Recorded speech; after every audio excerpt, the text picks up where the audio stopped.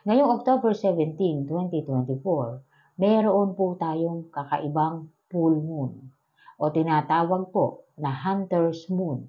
Kakaiba ang enerhiya na naidudulot ng Hunter's Moon dahil maaari itong magdulot ng biglaang swerte sa mga taong gumagawa ng ritual. Marami ang nag-aabang sa panahon na yan, hindi lamang para makita nila ang ganda o ang sinag ng buwan sa langit. Karamihan po ng nag-aabang ay para makagawa sila ng iba't ibang uri ng mga wealth ritual dahil kakaiba po ang enerhiya na meron yan. Katuparan ang naibibigay niyan kapag tama ang pagkakagawa. At bago ka magpasinag sa sikat ng buwan na yan, meron kang dapat gawin kung nais mong mapakinabangan ang enerhiya o ang swerteng hatid ng Hunter's Moon sa October 17, 2024. Hindi po katulad yan ng normal na full moon na diretso na tayo magpasinag na okay na. Ibahin niyo po ang Hunter's Moon, mas nagiging maswerte kapag ginawa mo ito bago ka magpasinag sa kanya or bago ka magpasinag sa sikat ng buwan ng Hunter's Moon. Malaki po ang naidudulot na pagbabago niyan sa enerhiya, lalong-lalo na kung meron po kayong mahinang essence o mahinang spirit essence, malaki po ang maitutulong ng sinag ng buwan para mapalakas ang enerhiya natin sa ating katawan at ganoon din sa ating tahanan. Kung mahilig ka sa ganito mga video, huwag kalimutang mag-like, mag-subscribe at i-share mo na rin para malaman ng iba ang kanilang mga swerte sa buhay.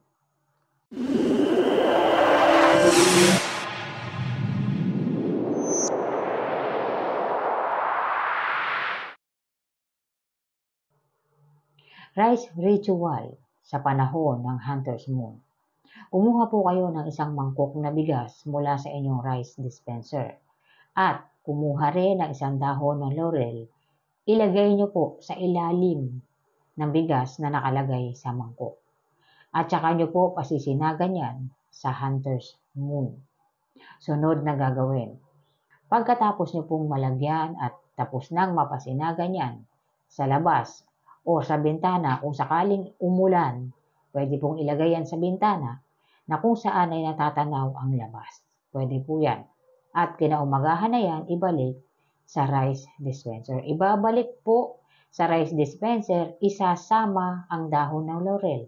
Ngayon, kapag nagawa ninyo yan ng tama, makikita ninyo ang epekto sa laurel.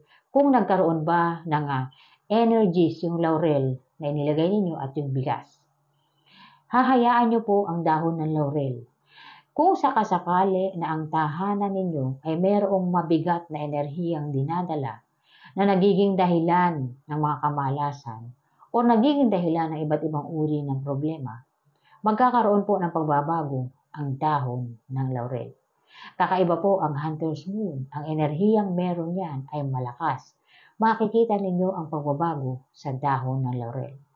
Kailangan po ang dahon ng laurel na gagamitin ninyo bago para madali ninyong makikita ang pagbabago niyan.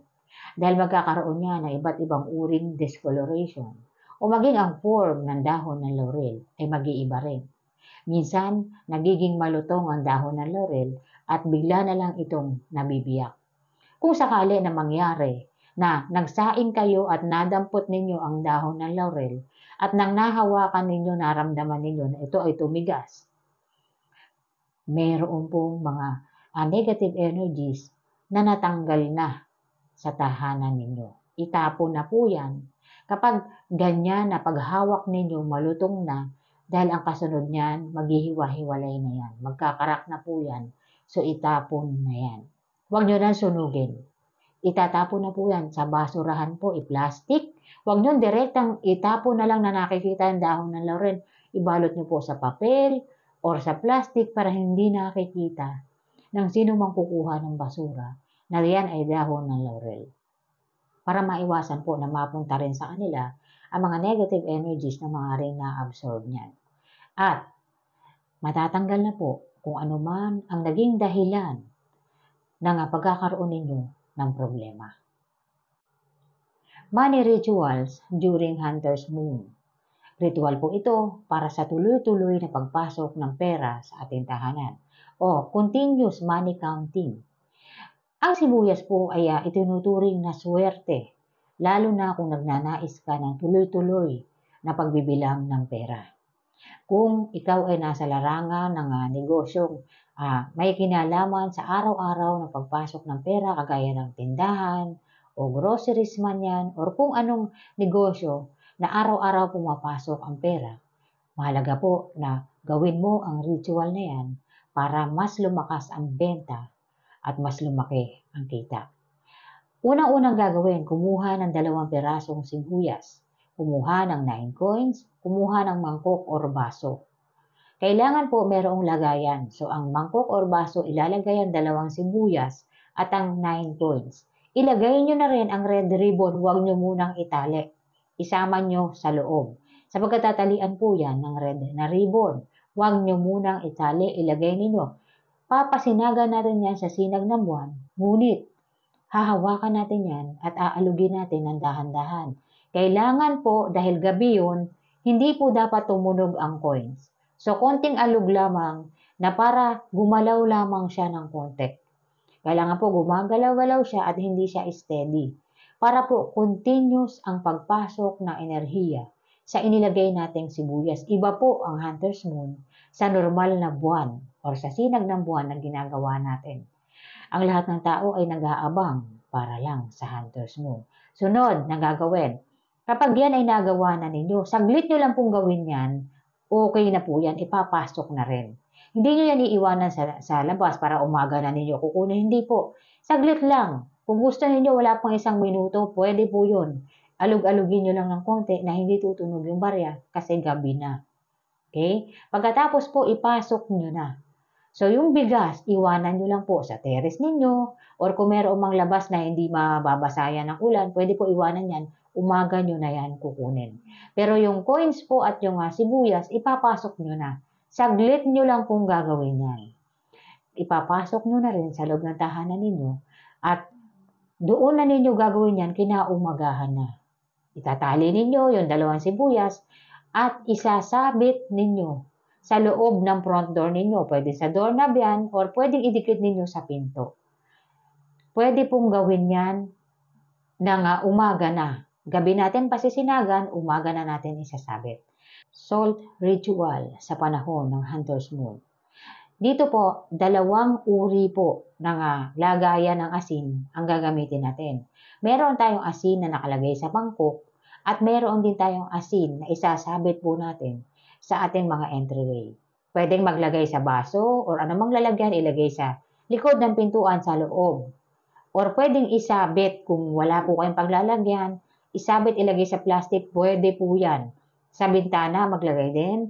Or kung saang entryway pa ninyo, maglagay po kayo. Ngayon, yung mangkok naman po ng asin, pasisinagan yan sa buwan at gagamitin natin yan sa iba't ibang ritual kinabukasan. So, ang ibig sabihin, pasisinagan nyo yung asin na nakamangkok at ipapasok ninyo kinabukasan na. Gagamitin nyo po yan bilang pang-cleanse ng inyong mga wallet, pang-cleanse ng inyong mga bag, at po pwede rin gamitin yan pang-cleanse sa tahanan ninyo. Ngunit, kailangan po maglagay din ng asin sa mga entryway dahil ang panahon ng Hunter's Moon ay maraming enerhiya ang maaaring naandyan. So, para hindi makapasok yung mga energies na hindi natin ninanais, huwag po natin kakalimutan maglagay tayo ng salt sa ating tahanan. Malakas po ang enerhiya ng Hunter's Moon. Kaya nga po tinawag yan na Hunter's Moon. So para magkaroon tayo ng protection sa kung ano mga energies, magsabit ng asin at yung mangkok, yung asin na nakagay sa mangkok, ipapasok yan kinabukasan, gagamitin niyo yan pang-cleanse sa inyong wallet, inyong bag, or maging sa inyong tahanan. Garlic ritual. Ang ritual na ito ay nagdudulot po ng swerte at makakatulong ito para matransfer sa inyo ang enerhiya o ang good luck energies ng Hunter's Moon. Ngunit meron kang dapat gawin. Ito po muna ang dapat mong gawin bago mo yan pasinagan. Magpalit ka ng kasuotan. Ang ibig ko po sabihin, Kung ang suot-suot mong damit sa araw na yan ay sabihin na natin kulay white ang suot mo na damit sa araw na yan. Pagdating ng gabi, magpapasinag ka sa buwan o sa hunter's moon, palitan mo yung suot-suot mong damit. Para po maalis yung mga energies na nagmula doon sa araw o yung ano man ang ginawa mo maghapon. Kung ikaw ay napagod, kung ikaw ay nainis, maalis po sila. Para pag nagpasinag ka sa hunter's moon, papasok ang enerhiya at maaaring mapalakas ang mga spirit essence natin. At maging ang enerhiya natin para makaakit tayo ng mabilisang swerte ay makakatulong po. Ito ang dapat gawin. Halimbawa po kayo ay nakapagpalit na ng kasuotan ninyo, hawak-hawak ang isang buong bawang pasisinagan sa buwan. Saglit lang, pwede na.